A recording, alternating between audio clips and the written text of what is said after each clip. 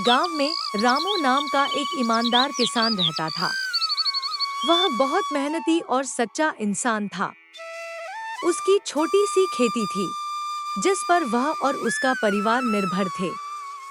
रामू हर सुबह सूरज निकलने से पहले खेतों में काम करने निकल जाता था और शाम को देर से लौटता था। उसकी मेहनत के बावजूद उसकी आमदनी ज्यादा नहीं थी, लेकिन वह अपनी ईमानदारी और कड़ी मेहनत के बल पर खुश था।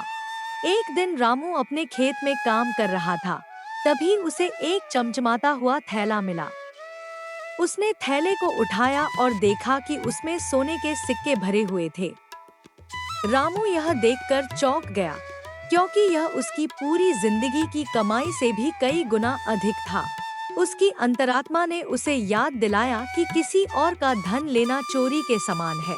तुरंत थैले को लेकर सोचा कि अब मेरी जिंदगी बदल जाएगी।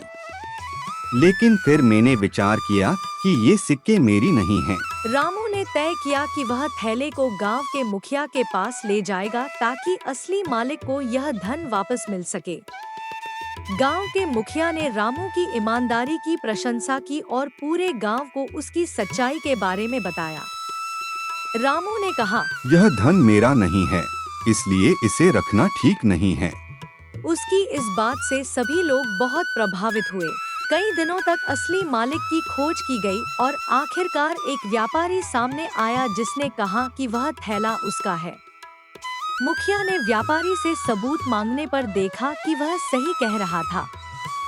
व्यापारी ने रामू की ईमानदारी से बहुत खुश होकर उसे इनाम देने का फैसला किया और उसे कुछ सिक्के उपहार में दिए।